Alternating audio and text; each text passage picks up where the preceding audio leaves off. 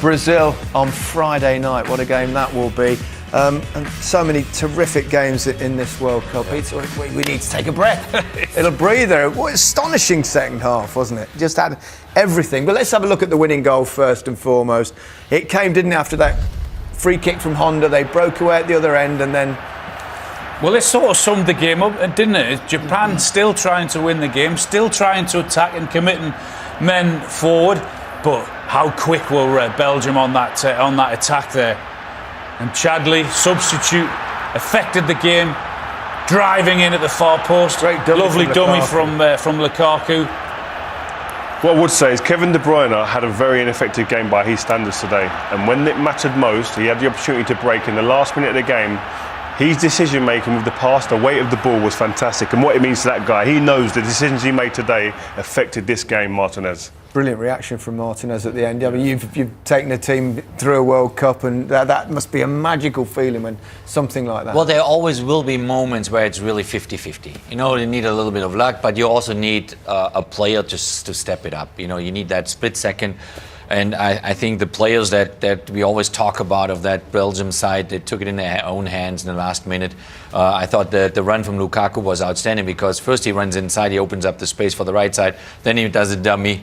And that's what you need players just to make that piece of a difference in that important moment.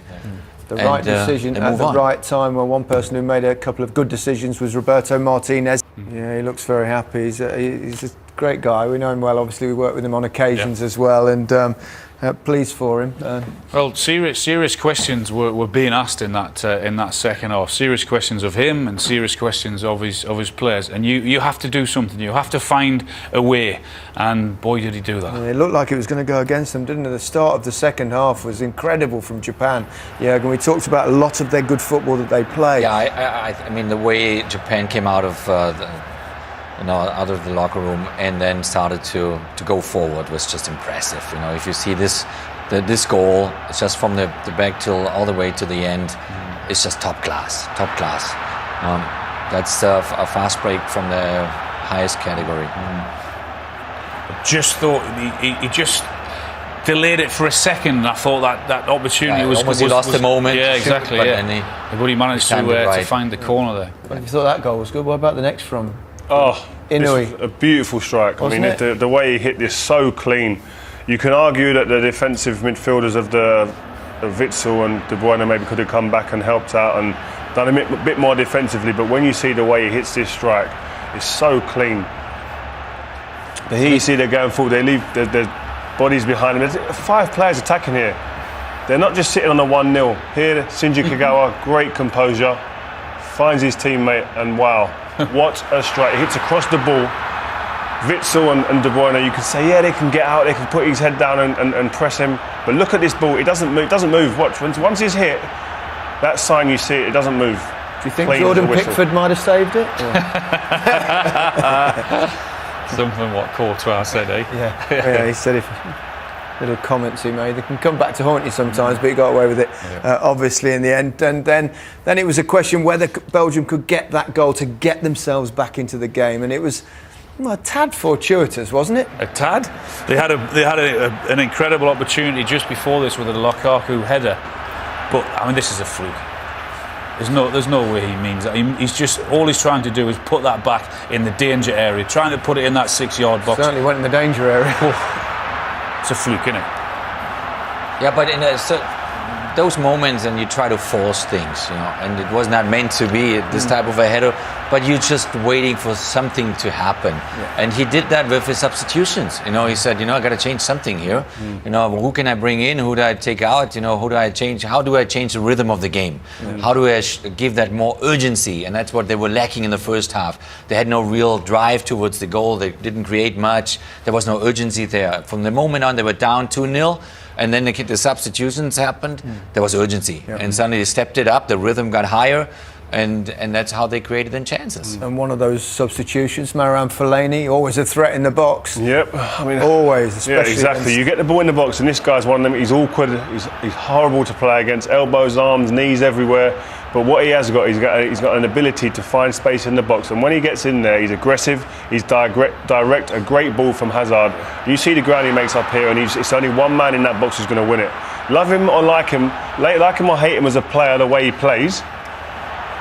I don't know. People might say, "Oh, he's not stylish, etc." But what he is, he's effective. He comes on, and he makes balls in and around that box, and he makes it difficult for defenders. But the impressive thing is that you can go both ways. That team, if they want to go direct like that, and we said before the game that they might struggle from crosses because of the height. Okay, they were desperate. They had to change something. They brought the big guy on, and all of a sudden they start putting balls into the box. But now have a look at the winning goal. How they can turn it around and play the other side of the game as well. That straight from the goalkeeper, the way they break. I mean, you watched a number of Belgian players here that are on the attack, straight from the goalkeeper into De Bruyne. The way it passes is excellent. The dummy from Lukaku, and what is that? 10 seconds from defending a corner, they've now won the game. Superb. I'll tell you what, it's the mentality of the team as well, because many goalkeepers would have caught that in the last minute and said, you know what, we'll just see this out. Yeah. You know what I mean? He didn't. Look what it means to them players, them pictures there. They know what I mean. They're through now.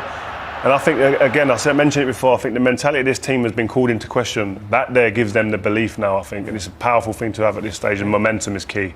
You need a turning point sometimes to convince yourselves. Is that fair?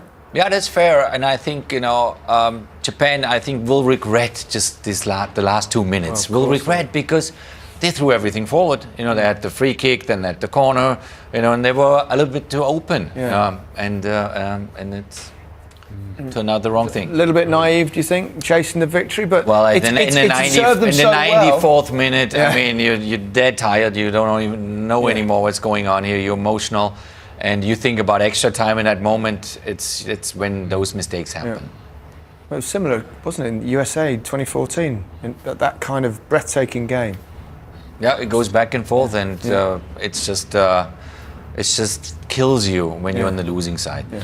And we were talking about them, weren't they, about playing that game against Poland, the way they were willing to just keep the ball, and Poland weren't willing to attack them, and that's how they got through that. But on the other side tonight, you just saw a belief, you saw a willingness, you saw incredible effort, and everyone knew the system and what they were, and they just went for it. But it provided incredible entertainment for us. Brazil, Belgium. Oh, bad. I don't think it'll be a stunner, that one, will it?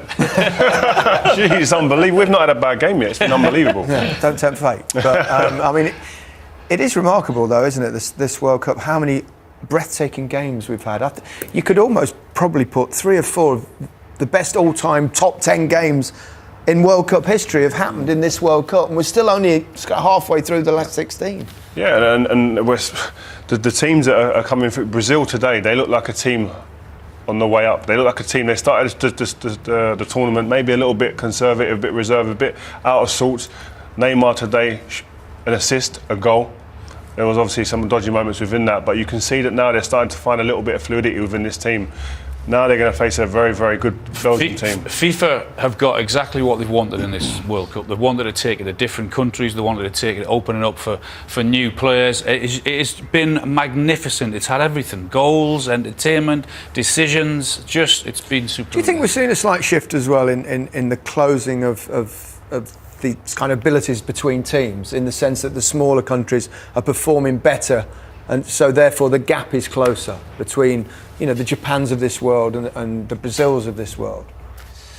I think definitely, because they have the experience now as well to approach a big tournament like that. They know how to prepare their team, 4 weeks, before they have their opening game. They know, how to calculate through, and and that gives them confidence going into a tournament like that. You maybe expect a little bit more from the African side, from certain teams, Central America. But it's an exciting World Cup. It's exhilarating. It's tactically interesting as well. We've seen teams playing very different styles, some deep, some foot. But these sort of games, when two teams on the front foot, and they go for it, it makes for fantastic viewing for us guys, and I think it is great. But also another thing, we expected Cristiano Ronaldo, we expected Messi to be the guys that ran this tournament. This could be the change in the guard almost. You've got the Mbappes, you've got the likes of the Lukaku's, the Kevin De Bruyne's, and you've got the Neymars.